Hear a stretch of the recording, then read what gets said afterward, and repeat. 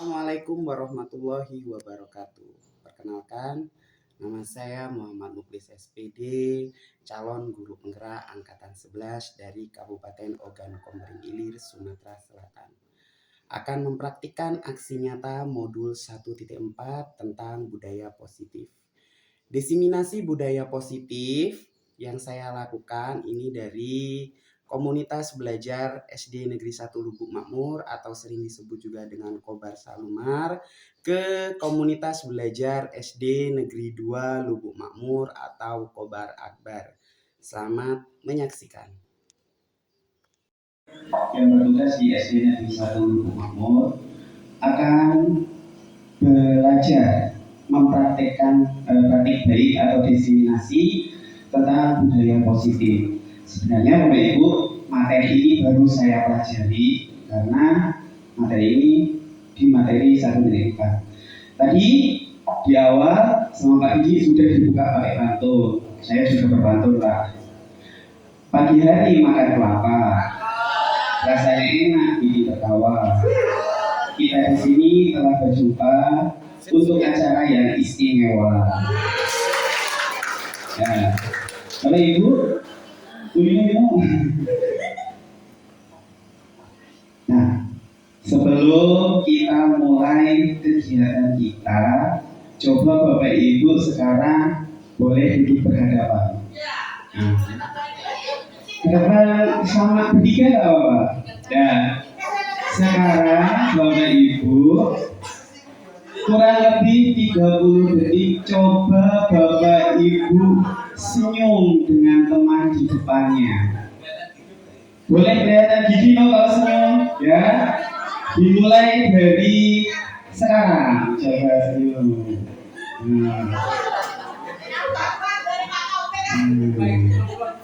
30 detik loh Bapak Ibu senyum. Senyum. Sudah ya? Apa yang Bapak Ibu rasakan? Bahagia. Karena kalau kita belajar diawali dengan bahagia, maka hasilnya akan sesuai dengan yang kita inginkan. Hari ini kita mulai dengan kesepakatan kelas. Nah, kesepakatan kelas itu kesepakatan kita bersama di dalam sebuah diskusi seperti ini. Nah, contoh kesepakatan kelas di sini ada satu, menghargai siapapun, menjadi pendengar yang baik. Kalau ada tambahan boleh Bapak Ibu tambahkan sebelum memulai belajar. Sepakat ini saja? Nah, kita lanjutkan. Nah, hari ini untuk budaya positif kita akan belajar 5 poin. Yang pertama ada disiplin positif, kemudian keyakinan sekolah atau keyakinan kelas, kemudian kebutuhan dasar manusia, kemudian posisi kontrol, dan segitiga restitusi. Seorang guru hendaknya memahami 5 karakter ini yang harus kita kuasai. Sebenarnya Bapak Ibu sudah menerapkan budaya positif, cuma saya di sini tugasnya untuk menebalkan pengetahuan Bapak Ibu. Ya, saya lanjutkan. Yang pertama adalah disiplin positif. Disiplin positif merupakan suatu cara penerapan disiplin yang mengajarkan anak bertanggung jawab dan menumbuhkan kesadaran diri berdasarkan nilai-nilai kebajikan. Artinya apa? Disiplin positif itu mengajarkan tanggung jawab, bukan sifatnya menghukum, bukan sifatnya memberikan rasa bersalah terhadap anak, namun kita memberikan tanggung jawab kepada anak. Tujuannya untuk apa? Agar dia tidak melakukan kesalahan tersebut di kemudian hari. Nah, muara dari disiplin positif itu apa? Profil pelajar Pancasila, ada 6 dimensi: beriman dan bertakwa kepada Tuhan Yang Maha Esa, mandiri, berkebinekaan global, bergotong royong, kreatif, dan bernalar kritis. Ini sebenarnya disiplin positif sudah ada pada diri kita sebagai seorang pendidik. Disiplin positif itu mengajarkan tentang nilai kebajikan. Seperti contohnya di sekolah kita menerapkan 5S. Setiap pagi kita menyambut siswa, bersalaman, senyum, sapa, salam, santun. Nah, itu harus sudah kita terapkan. Nah, disiplin positif itu nantinya akan menumbuhkan keyakinan sekolah atau keyakinan kelas. Kalau dulu bahasanya kesepakatan kelas. Kalau di program pendidikan guru penggerak namanya keyakinan kelas. Sama saja. Sudahkah Bapak Ibu membuat kesepakatan kelas? Sudah? Sudah? Di kelas ini? Belum. Bapak Ibu, sebelum memulai pembelajaran, kalau di kelas 1 kita mengenal MPLS, kalau di kelas 2, 3, 4, 5, 6 berarti MPLK. Apa? Masa pengenalan lingkungan kelas. Nah, bisa kita lakukan 2 hari, 3 hari. Kita mulai dari pemilihan ketua kelas, struktur organisasi kelas, jadwal pelajaran, kemudian asesmen diagnostik yang sudah ada tadi, kemudian membuat keyakinan kelas. Apa itu keyakinan kelas? Keyakinan kelas adalah seperangkat nilai dan prinsip yang disepakati bersama oleh guru dan siswa untuk memandu perilaku dan interaksi di dalam kelas. Nah, kalau ada kesepakatan kelas ini, kita jadi mudah. Anak-anak itu jadi teratur. Nah, dimulai dari hal-hal yang sederhana, nanti efeknya akan luar biasa. Contohnya saja, tadi Bapak Ibu ketika mulai pembelajaran bisa anak Bapak Ibu diminta untuk senyum dulu 30 detik. Nah, kemudian contoh yang lain, ketika pulang sekolah biasanya mood anak sudah berbeda-beda. Coba Bapak Ibu lakukan, ekspresikan anak-anak dari kegiatan kita hari ini. Nanti ada ekspresi anak yang senang, ada yang sedih, ada yang marah, jadi kita tahu, oh anak ini tadi kenapa marah, jadi kita tahu. Kita bukan membuat merasa bersalah, kita membuat mereka bertanggung jawab. Kita ingin tahu kenapa hal itu bisa terjadi. Keyakinan kelas ini keterkaitannya dengan kesepakatan kelas, hanya bahasanya saja Bapak Ibu yang berbeda. Kalau kesepakatan disusun dan dikembangkan bersama-sama antara guru dan murid, kesepakatan nanti akan muncul yang namanya keyakinan kelas. Jadi anak-anak ketika belajar di kelas akan merasa untuk menghargai, lebih menghargai tentang keyakinan kelas kita. Nah, ini contoh beberapa keyakinan kelas. Nah, sekarang banyak Bapak Ibu. Buka saja di Canva. Ketik keyakinan kelas. Kelas berapa muncul. Nanti tinggal kita edit, print, tempel. Kalau pengen bener-bener real buat bareng-bareng sama anaknya, saya buat di dalam bareng anak-anak saya di awal pembelajaran, di awal semester. Nah, ini contoh beberapa keyakinan kelas yang ada di sekolah. Nah, ini ada keyakinan kelas 9C, kelas 6, kemudian ada lagi di kelas 6. Contohnya, keyakinan kelas kita harus hadir tepat waktu. Nanti akan tumbuh kepada anak. Oh, kita sudah punya kesepakatan untuk hadir tepat waktu. Makanya harus saya hadir tepat waktu. Kadang ada beberapa siswa yang waktunya masuk masih main banyak, tapi karena adanya keyakinan kelas, insya Allah kegiatan pembelajaran kita akan lebih bermakna. Nah, keyakinan kelas ini nanti keterkaitannya dengan kebutuhan dasar manusia. Ketika seorang murid melakukan suatu perbuatan yang bertentangan dengan nilai-nilai kebajikan, nilai-nilai yang dia anggap benar atau melanggar, sebenarnya dikarenakan bukan mereka karena gagal, tetapi mereka ingin memenuhi kebutuhan dasar mereka. Nah, ada 5 kebutuhan dasar manusia, kebutuhan dasar murid kita. Yang pertama, dia ingin bertahan hidup. Contohnya apa? Anak Bapak Ibu ditonjok sama anak kelas 3, bales, salah nggak? Kalau Bapak Ibu sebagai gurunya, salah nggak? Kalau ditonjok, bales. sebenarnya perbuatan itu salah. Tapi kalau kita paham kebutuhan dasar manusia, dia sedang bertahan hidup. Kalau dia nggak apa, tambah dipukuli. Nah, kemudian kasih sayang dan rasa ingin diterima. Pasti dalam satu kelas itu ada anak yang sering caper.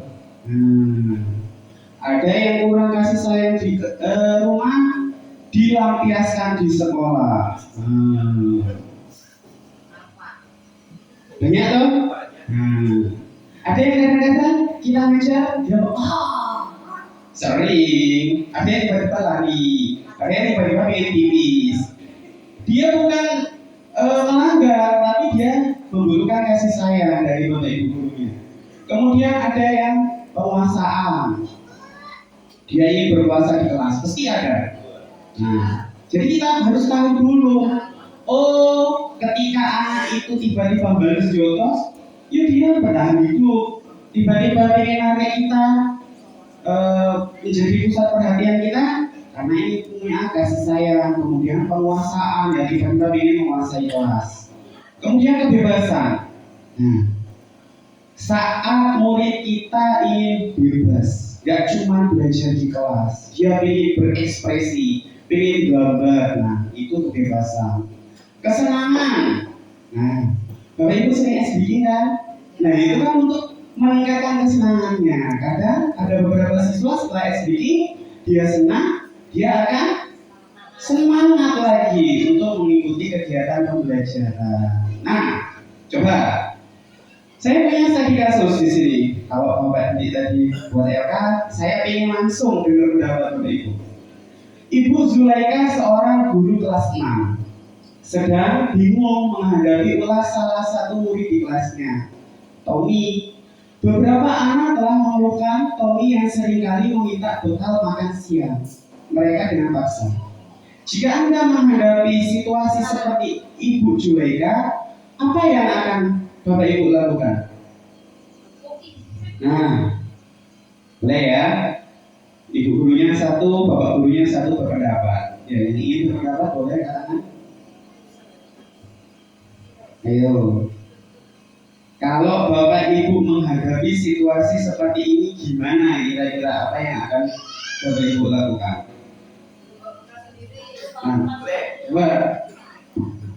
Menurut saya yang efektif adalah memberitahunya agar membawa bekal sendiri. Ya, benar saja ya Pak ya. Ya, yang jelas dinasehati ya. Kalau yang namanya bukan milik kita itu jangan merebut ya. Kemudian ya diomongi suruh bawa bekal sendiri. Misalnya saja begini, kamu bawa bekal. Nah tiba-tiba kok direbut sama kawan kamu. Kira-kira kamu marah nggak?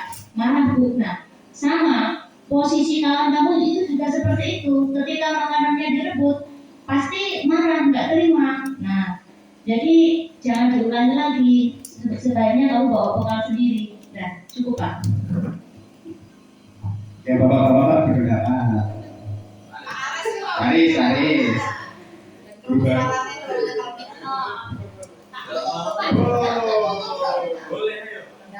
Pendapat saya untuk guru kelas galak.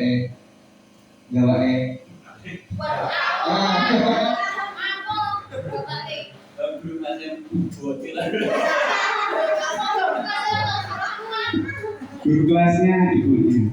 Nah, berdasarkan kasus ini, menurut saya ya Bapak Ibu, karena kita tadi sudah belajar tentang kebutuhan dasar manusia yang 5 ini, bertahan hidup, kasih sayang, penguasaan, kebebasan, dan kesenangan. Bisa jadi kasus ini terjadi karena dia kurang kasih sayang di sekolah, di rumah. Dia anak broken home. Jadi kalau mau bekal, siapa yang membawakan bekal? Nah, yang kedua, mungkin dia lapar karena dari rumah tadi belum sarapan, tidak dibawakan bekal sama orang tuanya. Gurunya suruh membawakan. Boleh? Ya kalau boleh, kalau Bapak Ibu gurunya mau. Dinasehati boleh. Nanti kita akan belajar. Kira-kira kalau kita nasihati terus diomong, kalau kamu nggak bawa bekal, kamu ngambil bekal temannya, apa yang akan kamu rasakan? Nanti kita akan tahu. Sebenarnya posisi kita itu sebagai apa dalam pendidikan tersebut. Kemungkinan yang lain, dia ingin berkuasa di kelas itu. Aku loh penguasa kelas. Siapa yang nggak mau nurut, pukul. Siapa yang nggak mau berikan, tonjok. Itu bisa jadi kemungkinan ya bisa kita dapati jika kita mendapatkan kasus seperti ini. SBG. Sebenarnya kalau di Canva bisa langsung, karena kita mati lampu, kita coba.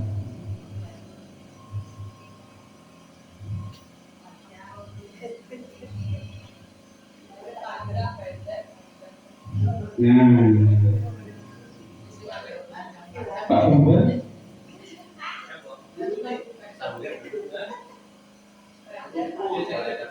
Suaranya dari Bluetooth bisa.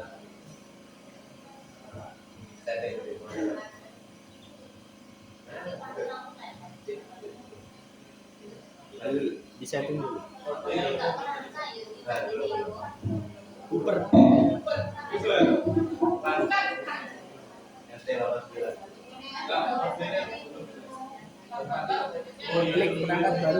Klik perangkat baru ini di bandnya. Enggak mau.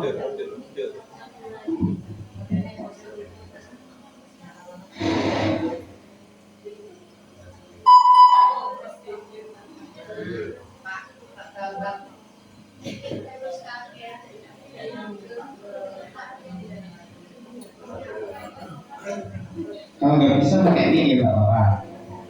Biar cepat. Oh itu. Sudah ya? Nah, coba Bapak Ibu berdiri semua. Kita SBG sebentar.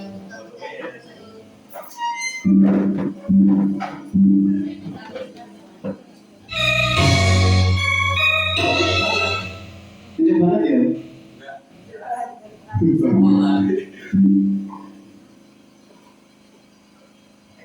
Yo, boleh gerak bareng-bareng.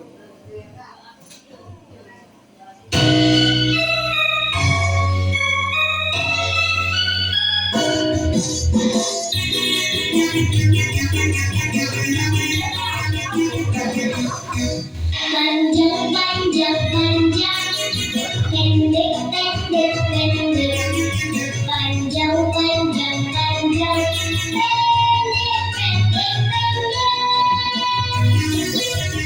panjang, pendek, panjang, pendek, panjang, panjang, panjang, pendek, pendek, panjang. Panjang, panjang, panjang, pendek, pendek, pendek, panjang, panjang, panjang, pendek, pendek, pendek,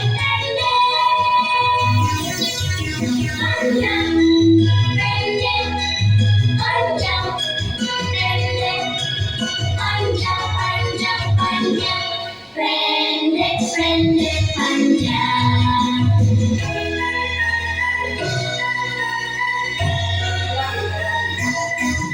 Panjang, panjang, panjang, pendek, pendek, pendek, pendek, pendek, pendek, panjang, panjang, panjang, panjang, pendek, panjang, pendek, panjang, panjang, panjang, pendek, pendek, pendek. Panjang, panjang, panjang, pendek, pendek, pendek, pendek, pendek, pendek, panjang, panjang, panjang, panjang, pendek, panjang, pendek, panjang, panjang, panjang, pendek, pendek, pendek.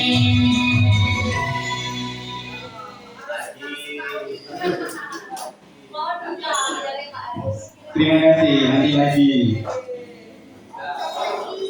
Nah, itu kita sudah refresh, keringetan. Nah, kita lanjutkan. Setelah kita belajar SPD tadi, nah ini yang akan saya tunjukkan, posisi kontrol. Yang dikatakan Ibu Isti tadi benar, tapi kira-kira posisi kita ada di mana? Sebagai seorang guru, ataukah kita sebagai pembuku, atau guru sebagai pembuat merasa bersalah, guru sebagai teman, guru sebagai pemantau, atau guru sebagai manajer? Ini sudah kita terapkan di lingkungan sekolah kita sendiri-sendiri. Tapi kita ingin tahu, kira-kira kapan kita berada sebagai pembuku. Kayak yang tadi, ada yang bilang, ya sudah dihukum, ya sudah dipukul lagi. Kemudian, sebagai rasa salah, kira-kira seperti apa? Kemudian sebagai teman dan sebagai teman lagi ya. Dan sebelum itu, Bapak Ibu, kita amati video yang akan saya putarkan.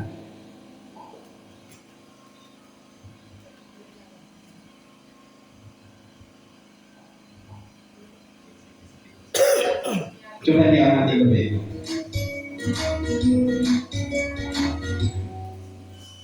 Salam bahagia Ibu dan Bapak Guru hebat. Dalam penerapan disiplin positif restitusi, salah satu program yang dikembangkan adalah 5 posisi kontrol. 5 posisi kontrol dalam restitusi adalah proses perjalanan seorang pendidik agar dapat mengenali dirinya. Pada video kali ini, kita akan membahas tentang 5 posisi kontrol yang dikembangkan oleh Diane Dawson dan contoh penerapannya.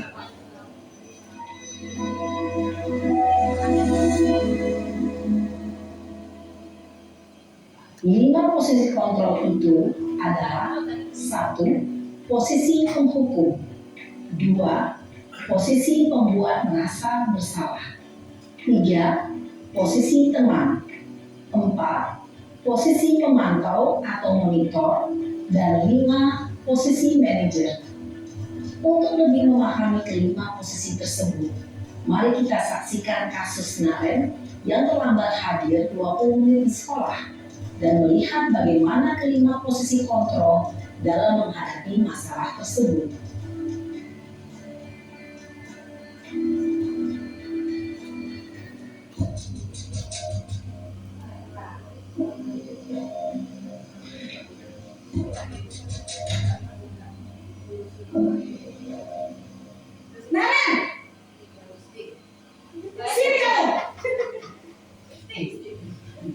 Selamat pagi Bu. Selalu terlambat.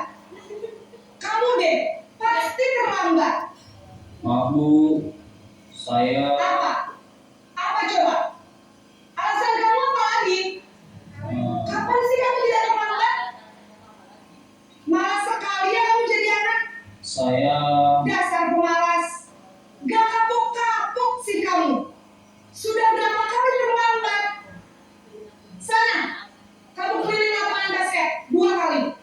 kenapa saya harus ke lapangan basket Bu? Kenapa? Kamu orang ibu berani-beraninya jawab. Sudah terlambat, masih berani jawab pula. Sekarang keliling lapangan basket 5 kali sekalian, biar kapok. Cepat, pergi sana ke lapangan basket. Posisi penghukum biasanya berbicara dengan nada tinggi, menghardik, menunjuk-nunjuk, menyakiti, dan menyindir. Hukuman bisa berupa fisik maupun psikis.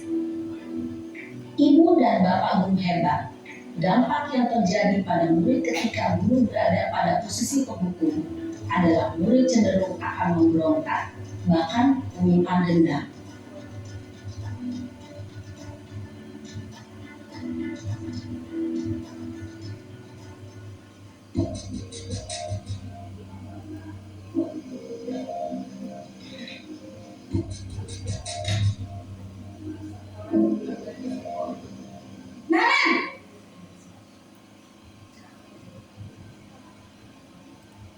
pagi Bu.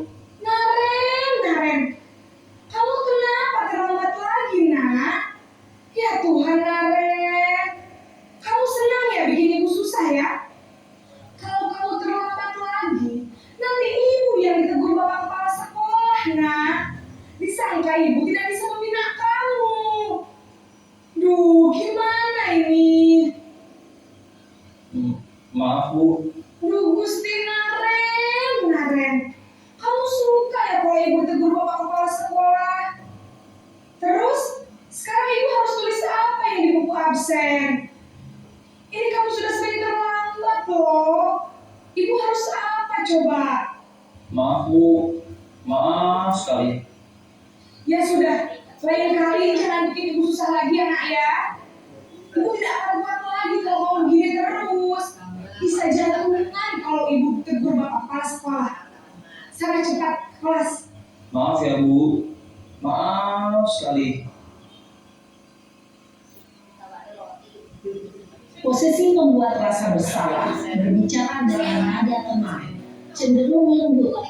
Namun kata-kata yang diutarakan membuat murid merasa menjadi orang yang gagal, memandang buruk dirinya sendiri, merasa tidak berharga, dan tidak sanggup membahagiakan orang lain.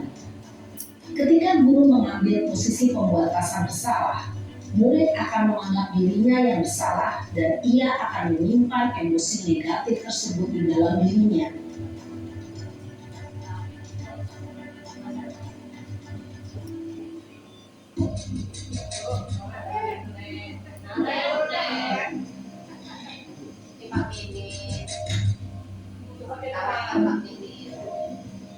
Naren,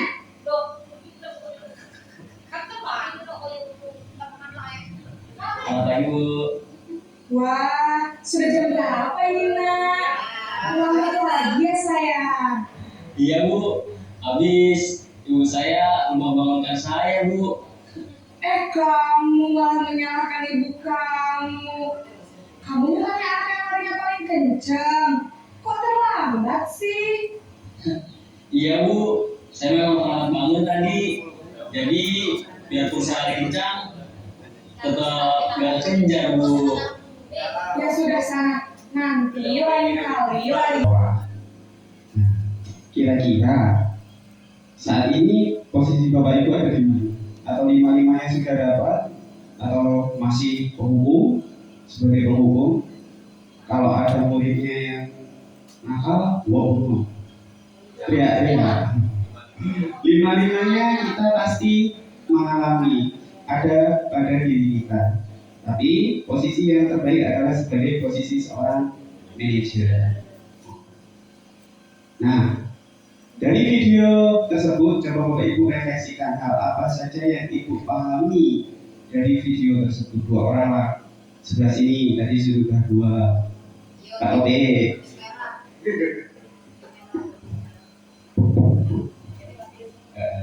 Dari video tadi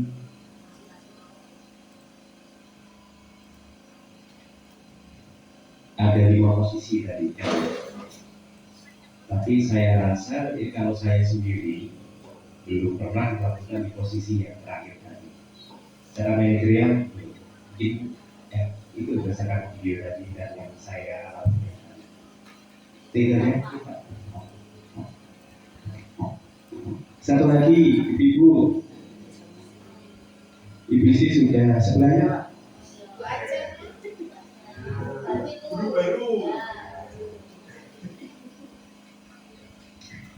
Kalau pendapat saya dari video tadi sama kayak Pak Kopi yang kelima belum pernah, tapi yang nomor satu ya ada pernah dilakukan. Alhamdulillah setiap hari dilakukan posisi kontrol sebagai penghubung. Karena siswanya biasa sih nggak bisa, makanya kita coba sebagai seorang manajer. Jika siswa kita di kasari nggak bisa, halusi nggak bisa, kita lihat dulu. Makanya kita ada asesmen diagnostik itu loh untuk mengetahui keberadaan posisi siswa. Nah, Biasanya untuk mempermudah kita menganalisis peserta didik kita, apalagi kita sekarang dapat peserta didik baru yang dari kelas 2 kelas 3, Bapak Ibu bisa membuat catatan-catatan perilaku peserta didik. Dari misalnya si A perilakunya kasar di kelas, si B dia berdiam, kemudian si C dia suka mencari perhatian gurunya, kemudian ada lagi. Nah, jadi kita tahu, oh kalau kita menghadapi siswa yang satu dengan yang lain akan lebih mudah kalau kita punya catatan-catatan perilaku dari peserta didik. Sudah dibuat belum Bapak Ibu? Belum. Kalau siswa yang sering izin keluar WC gimana Pak Muklis? Pertama kelas saya itu setiap hari begitu. Kalau nemu anak yang Hampir semuanya. sering keluar ke WC, lakukan pembelajaran yang menyenangkan, yang fokus. Ini. Kalau seumpamanya kayak gitu belum bisa, coba dikasih bercanda. Kenapa nak ke WC? Mau panjang-panjangan pipisnya? Coba Pak, gunakan pembelajaran yang berpusat pada peserta didik. Usahakan peserta didik jangan sampai lemah, malah lari.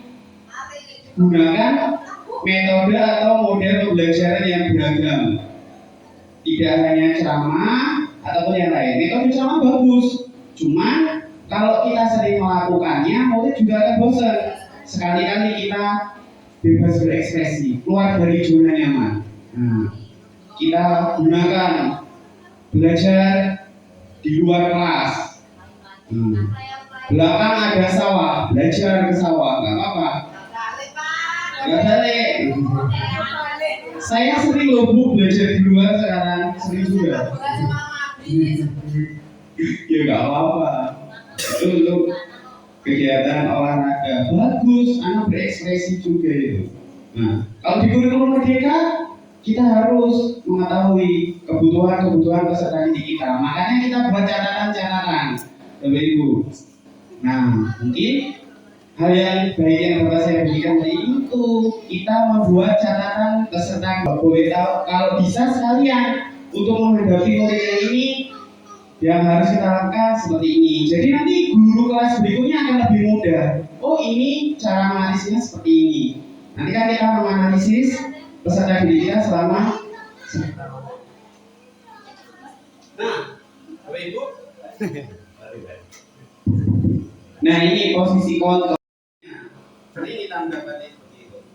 Kemudian sebagai pemantau, kita sering mantau, kita lihat dulu gimana itu peserta didiknya itu dilihat.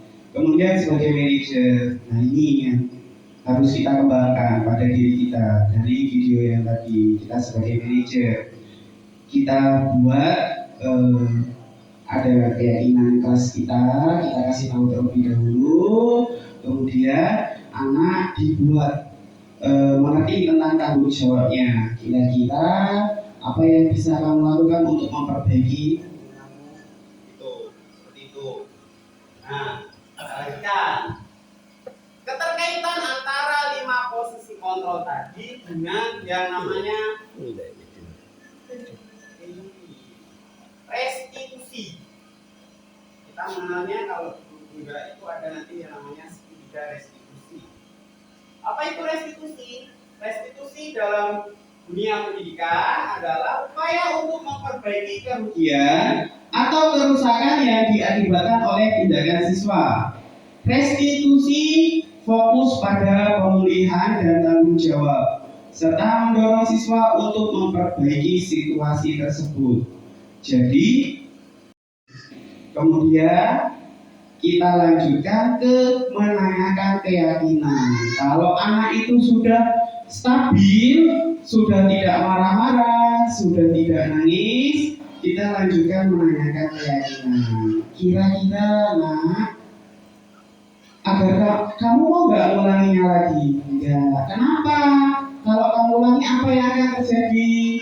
Nah, di masa depan akan kamu lakukan enggak? Kira-kira, nah itu seperti itu. Jadi posisi kontrol kita sebagai seorang pendidik itu saling keterkaitan antara satu yang lain. Nah, kemudian terima kasih, selesai dari saya. Nah, sebenarnya ini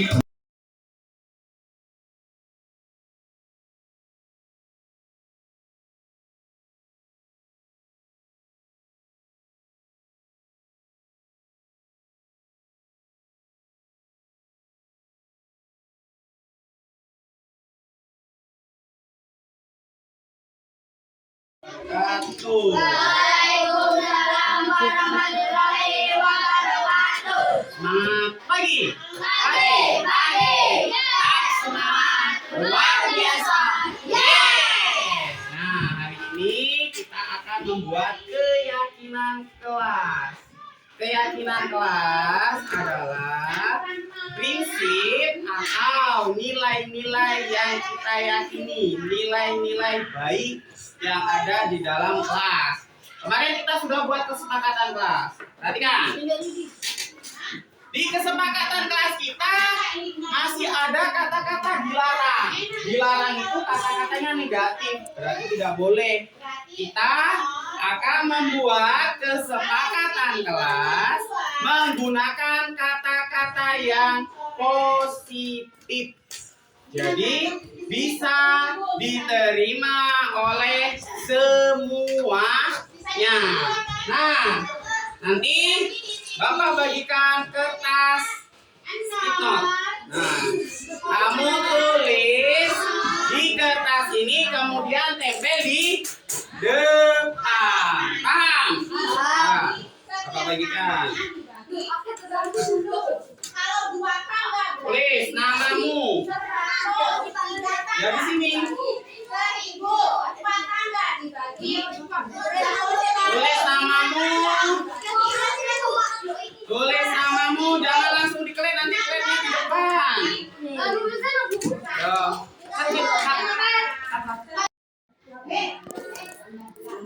Yang satuan masuk ibu tuh apa? Gram, kilogram, apa itu loh? Nah, itu namanya satuan, ini namanya gram. Dijadikan apa? Dijadikan apa? Kilogram. Bapak, Gram di mana tempatnya gram? Di sini. Bapak. Tempel. Ini contoh.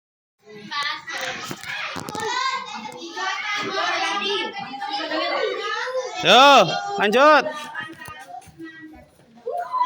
Boleh dua-dua.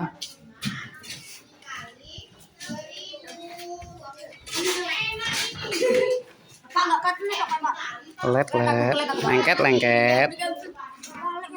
Wes.